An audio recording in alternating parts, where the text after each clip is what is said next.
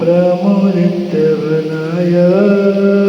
दरदुरे क्षणादासी स्वर्गी गुणगण समृद्ध सुखनिधि लवन्ते शतभक्ता शिवशुक समाज विमुतदा महावीर स्वामी नयन बदगामी भवतु मे महावीर स्वामी नयन बदगामी भवतु मे महावीर स्वामी नयन बदगामी भवतु मे नमो हरिहंताण नमो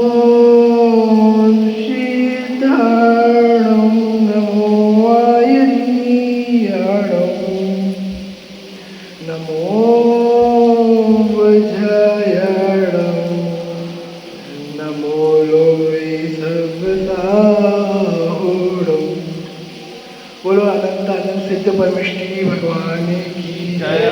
बोलो धर्मनाथ भगवान की जय। बोलो वर्तमान शासन नायक महावीर स्वामी की जय। बोलो आचार्य कुंद कुंद देव की जय। बोलो गणाचार्य आचार्य भ्राग्य साकर जी महामुनि राज्य की जय।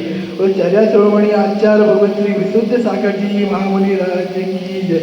वो मंचस्थ विराजमान सभी मुनि राजों की जय। और 3 कम 9 करोड़ मुनि राजों की जय। अहिंसा परमो धर्म की जय। उत्तम क्षमा धर्म की जय।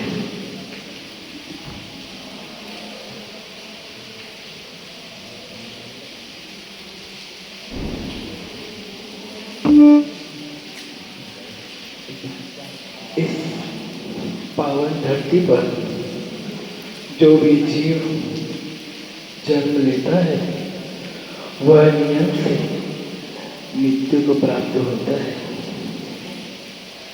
इस बात का उस जीव को ज्ञान है कि उसकी जन्म हुआ है तो मृत्यु निश्चित है, फिर भी वह इस संसार में रहकर क्रोध भाव से लिप्त रहता है। क्रोध 2 प्रकार के होते हैं। दैत्य धर्म जो है वो धर्म दैत्य है। आज हमारा धर्म उत्तम क्षमा धर्म पर है। धर्म 2 प्रकार के हैं, विभाव और स्वभाव। विभाव धर्म कषाय का अभाव है और स्वभाव धर्म उपसम है। विभाव धर्म स्वभाव धर्म है वो उपसम है, विभाव धर्म है वो कषाय भाव है। विभाव जो धर्म है वो संसार में लिप्त रहेगा। तो हमारे 2 धर्म है, एक विभाव एक स्वभाव। जो विभाव धर्म है वो संसार में रहने वाला है और जो स्वभाव धर्म है वो मोक्ष की प्राप्ति कराने वाला है। और तीसरा जो है वो प्रज्ञा है, उसको बुद्धि कहा गया है। वो बुद्धि से इस स्वभाव और विभाव को जानता है। विभाव क्या है, स्वभाव क्या है? विभाव में रहेगा तो संसार में रहेगा और विभाव स्वभाव में रहेगा तो मोक्ष को प्राप्त कर सकता है। यह है एक क्रोध। राजनेता, धर्मनेता और हमारे धर्म पत्नियां, हमारे पुत्र कहते हैं क्रोध नहीं करना चाहिए। हमारी माताएं कहती हैं क्रोध नहीं करना चाहिए। हमारे भाई कहते हैं क्रोध नहीं करना चाहिए। हमारे गुरु कहते हैं क्रोध नहीं करना चाहिए। और हमारे जो नौकर हैं वो कहते हैं क्रोध नहीं करना चाहिए। हमारे जो पुत्र हैं वो कहते हैं क्रोध नहीं करना चाहिए। इसका मतलब है इस विभाव को दुनिया जानती है। सभी को ज्ञान है इस बात का कि क्रोध नहीं करना चाहिए, फिर भी जीव क्रोध करता है। क्रोध करना किसको अच्छा लगता है?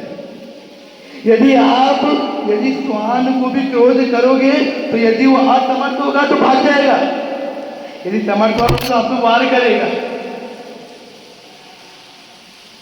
यह है क्रोध। ये क्रोध के अभाव में आकर जीव अपनी मानसिक स्थिति को भूल जाता है। क्रोध का ना जाने क्या क्या कर देता है। क्रोध करने से बाद आखिर में पश्चाताप ही होता है। ऐसा है क्रोध। क्रोध का मूल बिंदु क्या है? कहते किसे है ये क्रोध? कहां से आता है ये क्रोध? हमारी जो इच्छा है, इच्छा की पूर्ति ना होना, फिर वहां से क्रोध प्रारंभ हो जाता है। कि मैंने एक व्यक्ति को बोला, मैंने अपनी माँ को बोला माँ ये बना देना, और माँ ने वो वस्तु नहीं बनाई, तो हमें क्रोध आता है। हमने अपने मित्र को बोला मित्र ये कार्य कर देना, यदि मित्र ने वो कार्य नहीं किया, हमारी इच्छा की पूर्ति नहीं हुई, तो हमें क्रोध आता है। यह अपने आप में ज्ञान है। अज्ञानी जीव ही क्रोध करता है। यदि ज्ञानी जीव रहेगा तो वो उसको क्रोध नहीं करेगा। ज्ञान होना चाहिए, यह बात का ज्ञान होना चाहिए। एक बीज रहता है, यदि हम उसे खेत में डाल दें तो एक छोटा सा कीड़ा आकर उसे खा लेता है। और यदि वही बीज यदि थोड़ा बड़ा पौधा बन गया तो उसे उस जानवर को भी बकरी की जाके खा लेती। यदि वही बीज यदि बड़ा हो गया थोड़ा और, तो उसे कोई व्यक्ति आके कुल्हाड़ी से काट के लेके चला जाएगा। यदि वही बीज बड़ा विशाल वृक्ष बन गया तो उसे काटने में, कुल्हाड़ी से भी काटने में समय लग जाता है। ऐसे ही हमारा ये तो उदाहरण था, ऐसे ही हमारी ये कसाई है। यदि हमसे कसाई हुई है तो उसी क्षण, उसी समय, उसी पल हमें क्षमा मांग लेनी चाहिए। यदि वो कसाई बड़ी हो गई तो वह कमर बन के भी आ सकती है। बैर जो है ना, बैर, यदि ये बैर जो है ये भाव तक नहीं छोड़ते। आप देख लीजिए पारसनाथ पुराण में, पारसनाथ भगवान की, उनको 10 वर्ष तक कमर में बरस। आपको इस बात का ज्ञान होना चाहिए। यदि ज्ञान है उस जीव को, तो यदि कोई व्यक्ति गाली देता है तो हम उसे स्वीकार कर लेते हैं। अरे गाली तो दिया है मित्र, और थोड़ी आप उसे स्वीकार ही मत करो ना। गलती आपकी है क्योंकि आप लोग गाली को स्वीकार कर लिया है, आपने उसको मान लिया कि हाँ मैं ये हूं। यदि हम किसी नाम से आपको बुलाते हैं तो आप उस नाम से आप पहचाने जाते हो। वैसे वो गाली दी है, उपेक्षा कर दो। क्रोध को उपेक्षा करना ही महत्व है। यदि गाली कोई दे रहा है तो उपेक्षा कर दो, यदि कोई व्यक्ति बुरा बोल रहा है तो उपेक्षा कर दो। यह है महत्व। आपके मन में यदि अहंकार भाव है, किसी में क्षमा नहीं मांग सकता, किसी से कुछ बोल नहीं सकता, मैं क्रोध करता हूं, मैं क्षमा नहीं मांग सकता।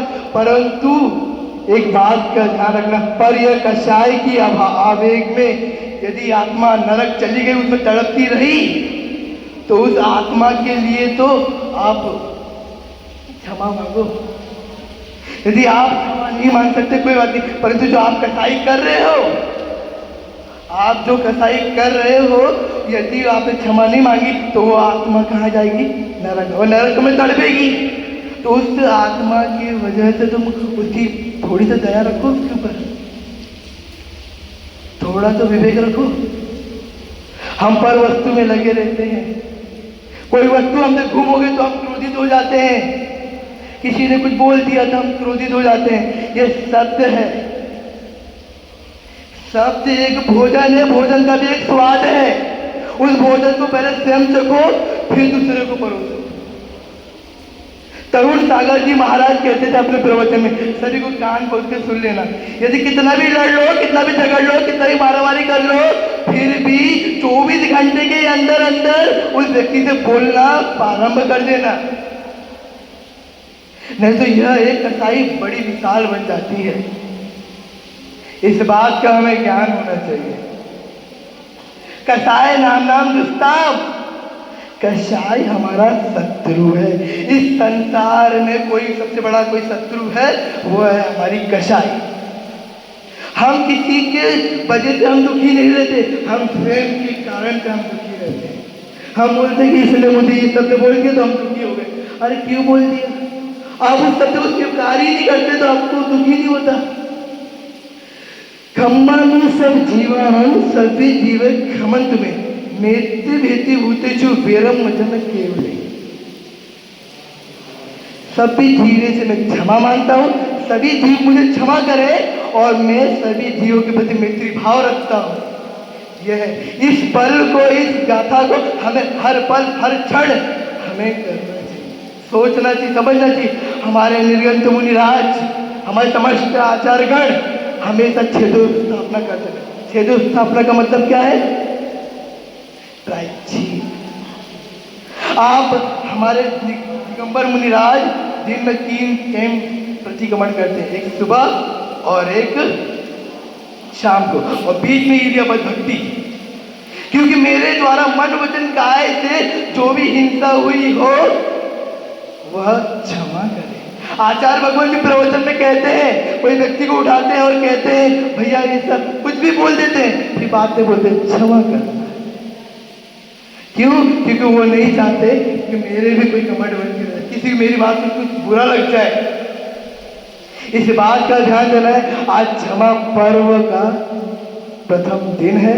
समय की हमारी मर्यादा है, बहुत विषय है, परंतु समय का अधिक प्रभाव है, इसीलिए अपनी वाणी को विराम देती हुई आचार्य भगवान श्री विश्वनाथ सागर जी महामुनि राज की उत्तम क्षमा धर्म की